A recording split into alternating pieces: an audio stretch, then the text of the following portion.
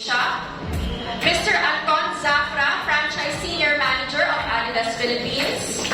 Mr. Tim Abelia, DTC Director of Adidas Philippines.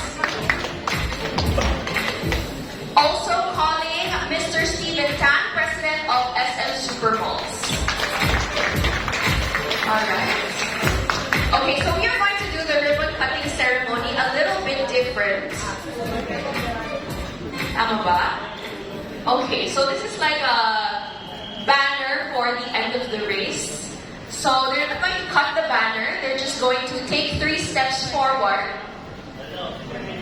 Ayan. So we're trying to get our official photographers to take the perfect photo first.